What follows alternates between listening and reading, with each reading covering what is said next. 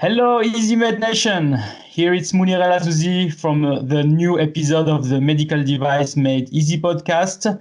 And today I want to drive you more on the product development of a medical device. And for that, I have Sean Hamilton that is here to drive us through that. So Sean has a special story for us. Because he has a special disease, and then it didn't stop him to create his own company and to also develop his products. But I will let him tell us more about that. Hey, Sean, how are you?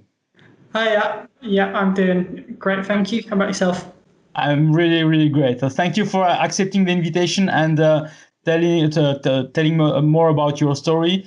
So first, I want you to introduce yourself, and then we can go through all the questions. Yep, okay. So to introduce myself, my name is Sean. I'm from London, England. I was born and raised in London. I've lived in many different places over the years, but long story short, I'm a London boy. Yes, I'm half Irish and kind of proud of that fact. Or I call myself half Irish, but as my dad's often called me, I'm more of a plastic paddy. Okay. So that's kind of something that I'm incredibly passionate about, and something that's a big passion for me as well is actually medicine, health, and technology. So that kind of leads me into what I do, why I do it, and how I do it. Really. Right. And you created your own company, I think. What's the name? Yep. The company that I actually created is a company called War On Epilepsy. And it's something that officially I started it about a year ago, but its kind of inception's been about 5 or 6 years really in the making. But really, its journey started about 9 years ago when my epilepsy actually developed, or was believed to have developed. But I'll go a little bit more into that later though. Yeah, so 9 years to think about it and to then arrive to the jump, if I can say, to jump and say, okay, I'll do something now.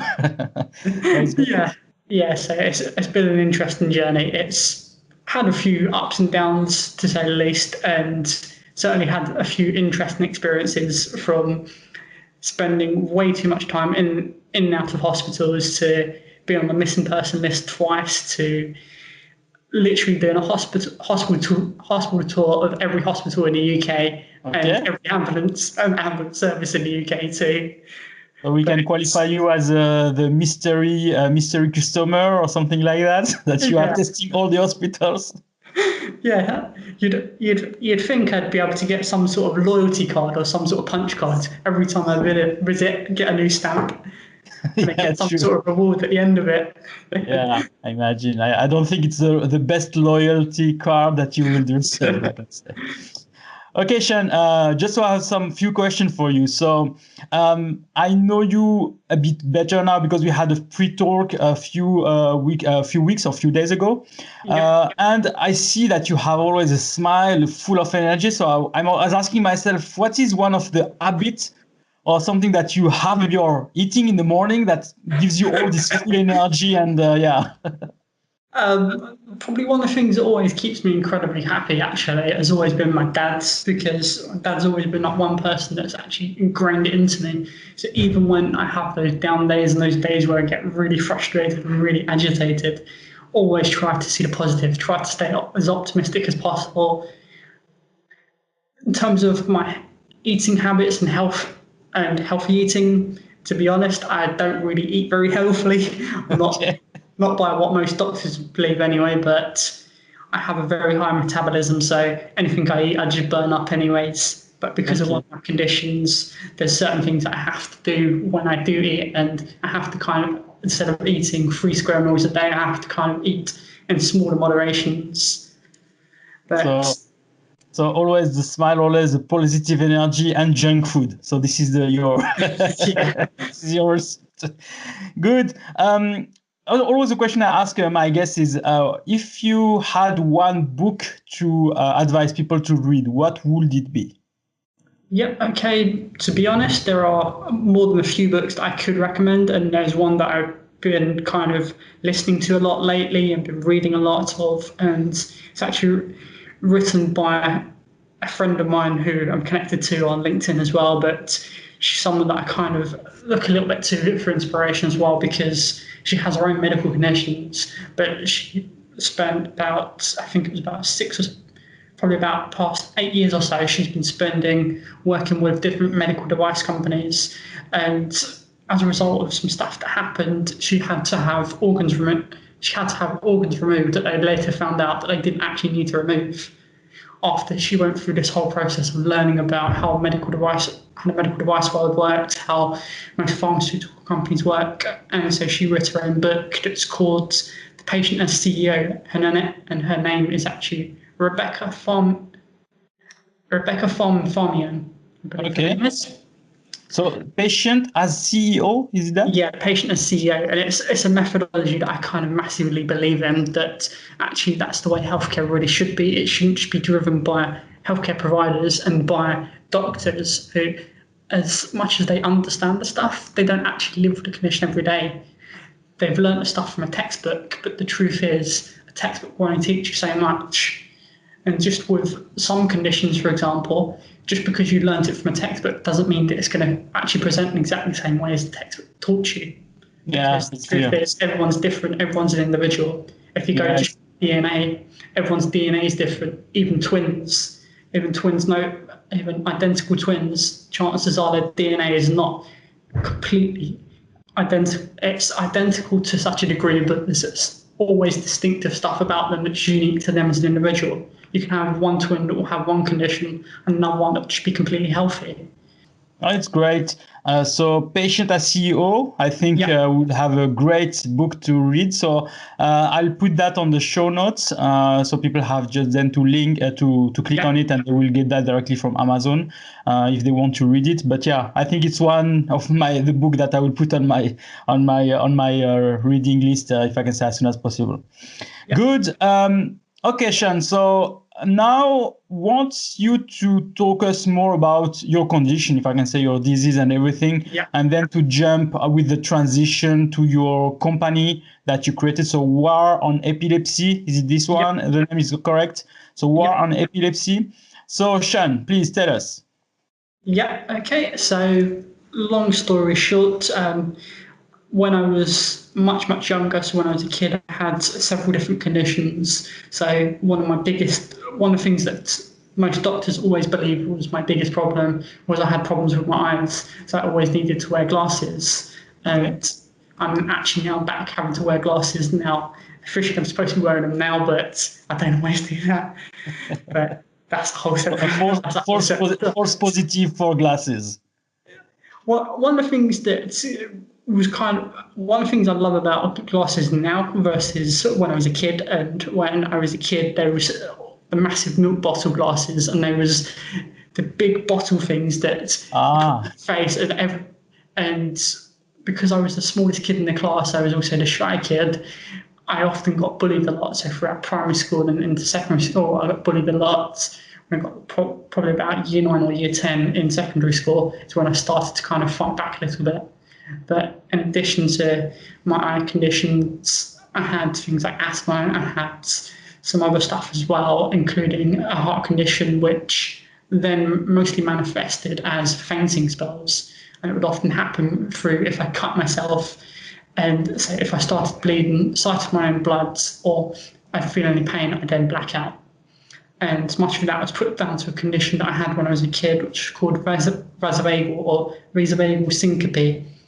And that, as I've grown up, that's kind of evolved into the adult version, which is kind of a little bit more advanced, a little bit more intensive. But that kind of represented itself when after I turned about 19, whilst I was away studying. I got attacked twice in the space of a couple of weeks. First time by not being in the right place at the right time. So a guy that happened to be the uncle of a guy that I was away studying with, and me being as naive as I was at the time, I was the kind of person that I would always try and help everyone, often at the detriment of myself. Even still today, I'm still somewhat like that, even through some experience. It's on your DNA. You cannot change that. So I still try and help people every opportunity I get, and without expecting any kind of remuneration in return. I've slowly started to learn to try and change that a little bit, and to realize that actually, if I'm going to do this, in order to do this, I need to make some money from it. I need to be able to survive. And whilst I was away, when I kind of got back from when I was studying, another kind of heart condition started to present itself. And after about 2 or 3 years, when I then met my now cardiologist, who happened to be the first one to pick up on my epilepsy. So when he picked up on it, it was mainly because I had a device, because he then actually had a device prescribed to me that was implanted inside my chest.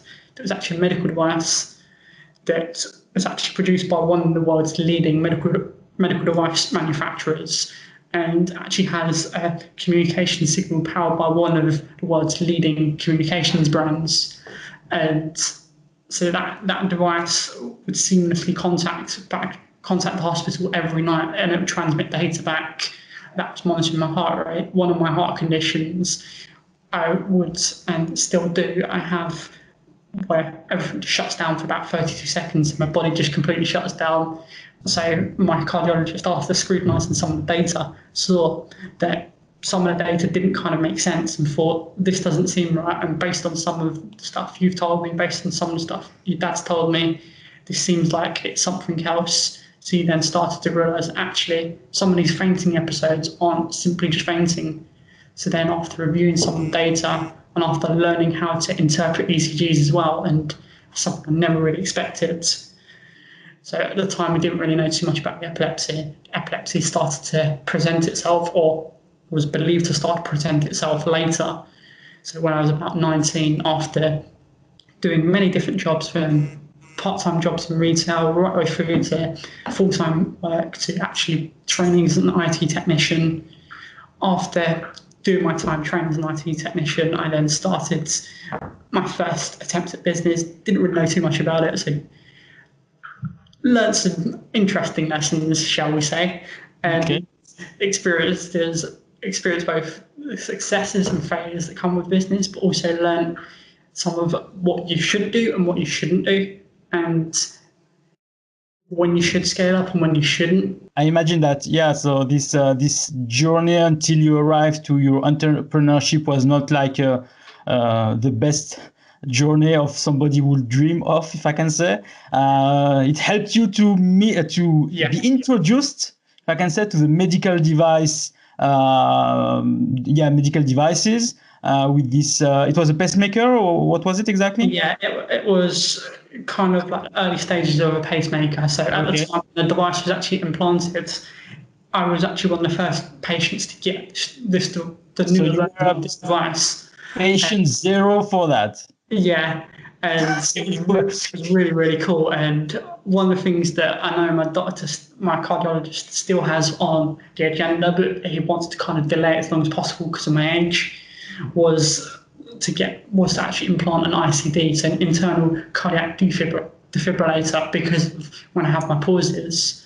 But he's incredibly hesitant about doing it now because he wants to delay it as long as possible, because both in part because of my age, but also because of my epilepsy as well, which means that when I have a seizure, that's more likely to actually set the defib off as well, because it will detect the abnormal activity and think, this isn't right, and then start to shock me.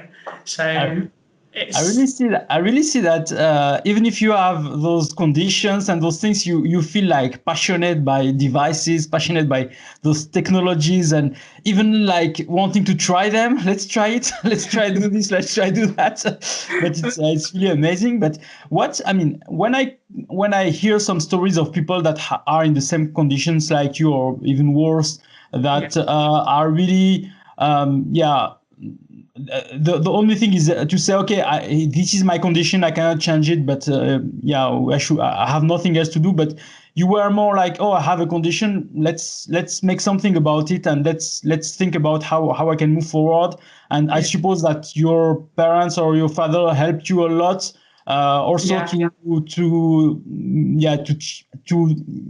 sculpt, if I can say, your mindset, and to say that it should always be positive. There is always an opportunity. I mean, this is what entrepreneur says. It says they want to have some difficulties because for them it's not problems, it's opportunities. So they see that in another way to say it's a way for me to test my knowledge and to test my capacity to go for that. So about this transition, so meaning that you had these conditions, you were kind of passionate about technologies. So when did the idea came that you have to create this company and to create the product that you are developing now to fight against epilepsy, if I can say so? How did this come? The shortest way that it really came about was actually through a chance approach that I made to someone via LinkedIn that happened to work for one of the world's leading technology companies. And as much as I'd love to say the name, I'm probably not going to, but I happened to get into them, and they actually had a wearable device, which I've actually got on my wrist at the moment.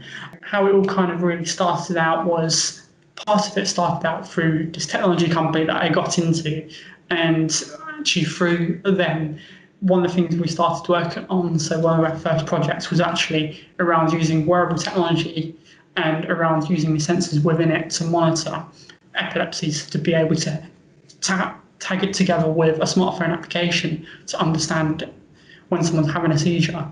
And that, coupled with the device that I had implanted inside my chest, and when I started to learn that was able to differentiate the difference between a cardiac event and an epileptic seizure. Okay, so it's really to detect. It's really to detect the epilepsy. So meaning that kind of your device that you thought the technology you imagined is something that will detect when an epilepsy is arriving. So the person will see that on their watch or on their device, and they see that an epilepsy is coming. So is it that? Yeah, that's kind of partly how it first started out. So it started out when we was working with this technology company and this healthcare IT company, coupled a smartphone application with the wearable to monitor seizures. And it also and the one kind of seed that really got ingrained into me was actually through a meeting where my dad was actually with me at this meeting, and when I was having this conversation with this person that was working in this technology firm, when we was having this conversation, and they've actually asked me, myself and my dad, what, in an ideal world, what could we give you that would give Sean back his independence and his freedom and make you feel and reassure you to know that he's safe? And so my dad kind of made an offhand remark and an offhand joke about, actually, if I could tag him like a dog, then that would probably be amazing and that would probably work. And something in my brain just started turning at that moment. And when things really started to progress with this app as well and the wearable, as we kind of got a few years down the line with it, I then started looking at it and thinking, well, as much as this is great, there's things it's not doing yet, and there's so much it can do, but this company just doesn't want to do it yet. So I then started to realise, because this technology company that I was working with, they set me a challenge to go out and look at every other wearable in the market and try and find a viable contender to replace their current one, because that was going through a process of being discontinued. So then I spent a couple of years looking at different devices, figuring out what could work. And with this idea kind of sat in the back of my mind thinking, okay, I want this function, I want this feature. And to look at all these other different devices and looking at all these wearables and realising that they're great for fitness, but they're not really health specific. And unfortunately, most doctors are going to look at them and go, sorry, it's a fitness tracker. That's not a wearable, that's not a medical device. I can't trust the accuracy of that. So after that, and after then making a connection into one of the world's leading banks, and through actually, as I started to form the company, I then ended up banking with this particular bank, and then got introduced to something to an amazing program that they created. And actually the bank itself is Barclays, and the program that I got introduced to was actually a thing called the Barclays Eagle Lab. So it's a program that Barclays runs within their business, within their banking business, but it's actually a not-for-profit sat within the banking business that's designed to help their customers who have amazing innovations and amazing technologies and amazing solutions they want to create. Okay, so Barclays have a kind of a program Yeah. where they are financing or helping young, if I can say, innovators or young creators like you that want really to make something on the market, business, and you just are you coming with your dossier to somebody, to a group of people, and they are looking at you and saying, yes, we are doing that, or how is it working? Actually, how it kind of started out for me was actually where from my first appointment with my Barclays business relationship manager. From the moment I first started talking about what I wanted to do, his face just literally lit up and was like, "Wow, this is amazing! This would be incredible!" And at the time, we was looking at wearable technology and we was looking at what can we do with it. Because one of the things that a device does is it actually provides that voice for someone when they can't speak for themselves. So if either because of their disability they're uncommunicative, or if actually going a step beyond that, if, for example, they're having, say, on the floor and having, say, a full-blown tonic-clonic seizure, if they're on the floor and having a tonic-clonic seizure, then they're going to be unable to talk to you.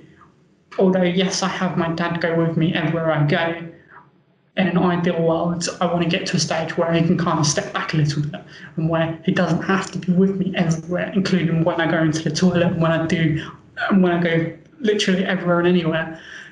So I want to be able to get to that stage where I can actually go into a toilet on my own, knowing that I'm safe, but also having a device that if I drop and have a seizure, that's going to tell someone around me that, okay, this is what we need to do, this is how we need to do it.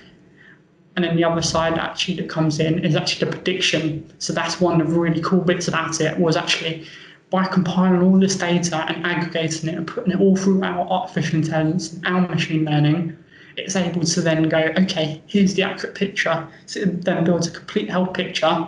But then because it's getting information from all these different sources, you're getting those second and third layers of accuracy, and you're getting that additional credibility, that additional verification that actually 2 or 3 devices are all given the same readings, they're all given the same results, and these 2 or 3 devices are all from different manufacturers. So then from a healthcare perspective, from a clinician point of view, they're able to look at it and go, well, okay, I've got that validity here, knowing that I've got 4 or 5 different manufacturers, all providing different devices, all measuring the same sorts of parameters, but they're all given the same readings, and they're all given the same results. Now I know to trust them. And then through all of that data as well, it's then also able to help predict. So one of the key features as well is the ability to predict 30 minutes before a seizure. But then also one of the ways we want to get it to the stage of is where it can be, where artificial intelligence will be able to train itself to predict that morning. So when you get up in the morning, it will be able to say, okay, based on your behaviour, based on your behavioural patterns, based on analysing your diary, your calendar, everything else as well, analysing your current location, analysing where you're going today. So if you've got a meeting, for example, if it's a location where you've previously had an event, because one of the other things it has is a camera as well, so you can actually record events both from the patient perspective but also from what's going on around them. It's got that ability to interact with witnesses, it's got the ability to interact with all these other different places.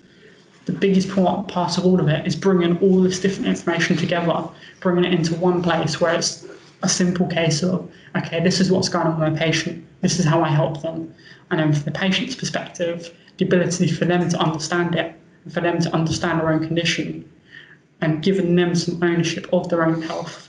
So mainly, the first choice is to have always somebody with you, so that you have to, even when you go to the toilet, you have to be with some guards or safeguards, if I can say, or you have to buy 5 or 6 medical devices that you have to wear, if I can say, so to help you, but it's not really accurate.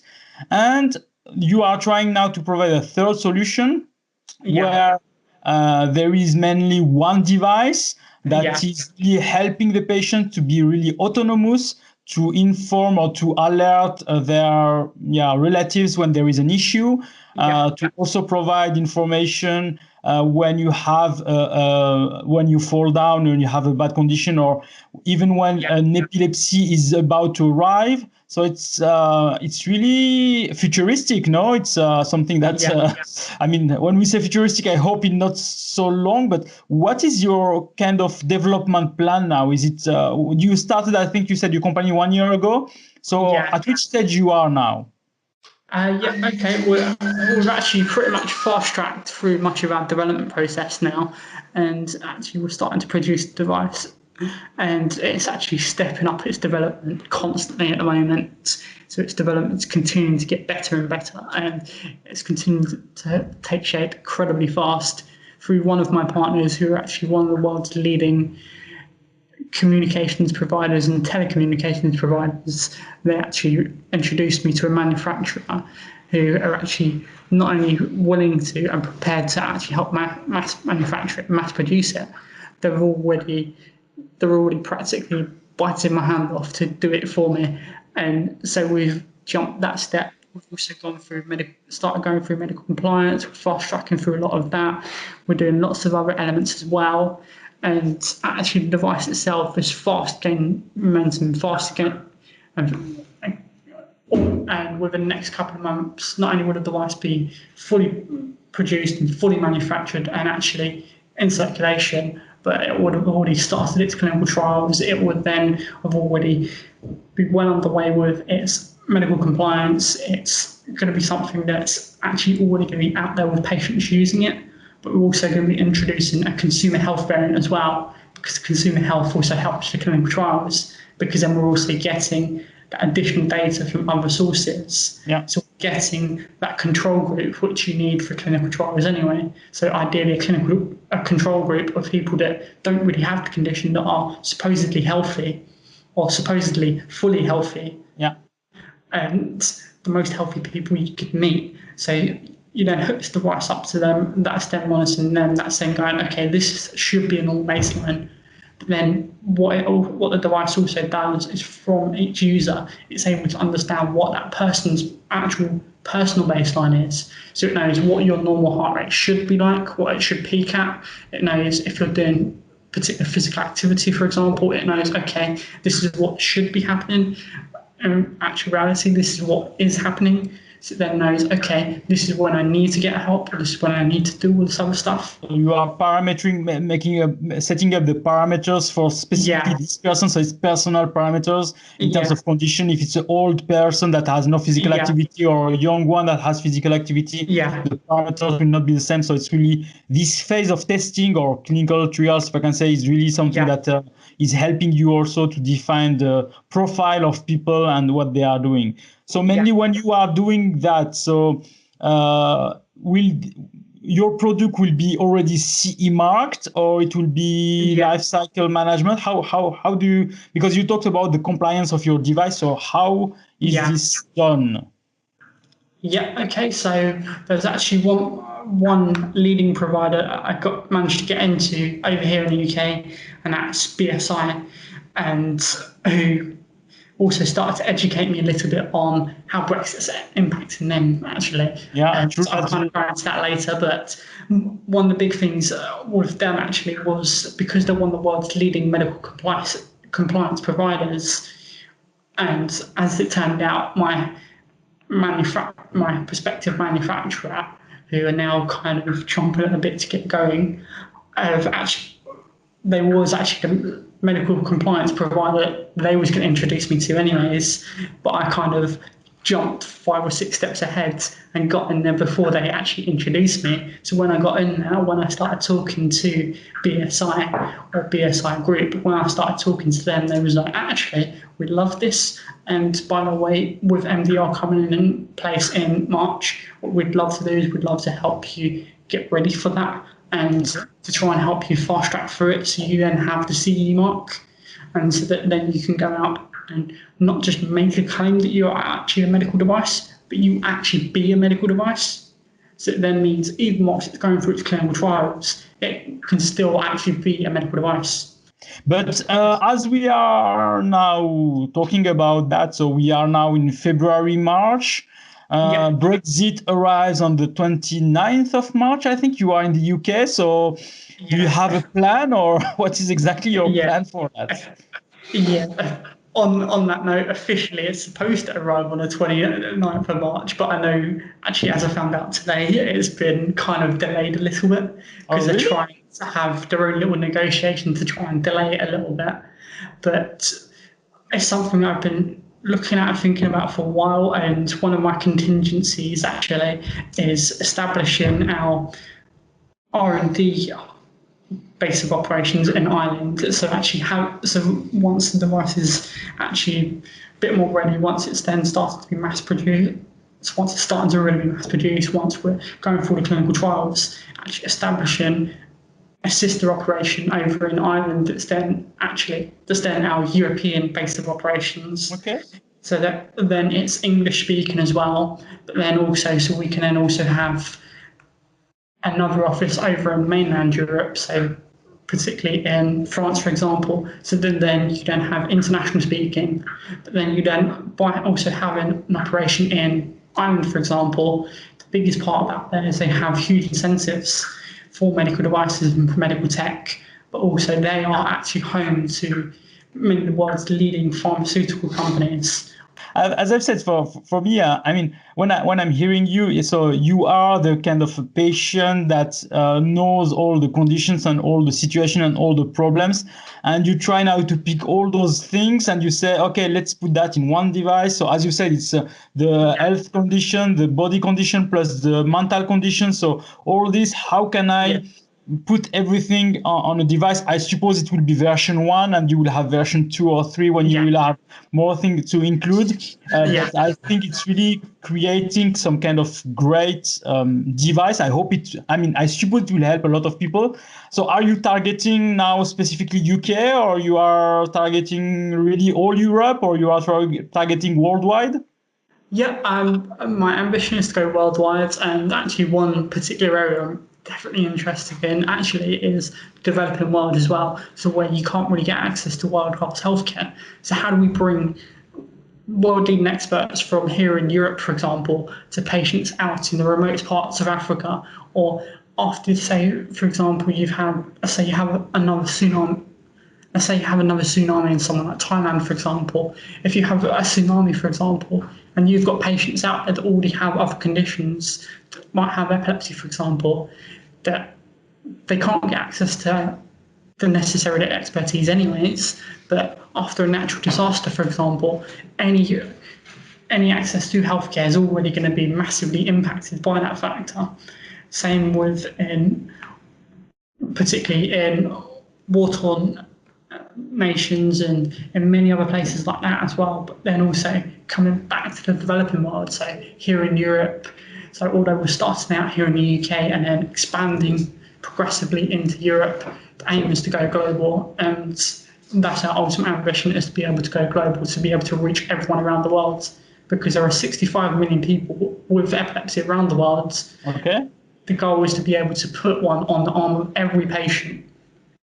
It's great. And so I hope that when you will go in live phase and you have some first results, we can have a second episode of the podcast to talk more about that and see what was your progress. After that, Brexit will be live, so we'll see also if this has an impact to your development, to your expansion, or maybe if you have already a solution. But apparently you are already thinking ahead.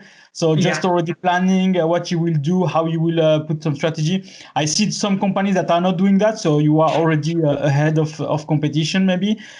So is there anything else that you want to tell people? Because one thing that, as I've said, is really interesting for me is your energy and your passion for all this technology, for taking the information from the disease that you have, to also translate that to a device and then to try to help as much people as possible.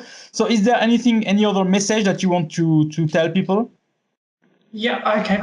Probably one of the biggest things would actually be around technology, for example. So for example, to tell people that really shouldn't ever be afraid of technology, and even more with data, where we are getting into a world where everything's a lot more data centric, and at the end of the day, we as human beings are human data factories. That's the way healthcare is going, whether people like it or not. It's the future of healthcare. It's something that even the British government have finally woke up to and realised that that's something they have to take on board.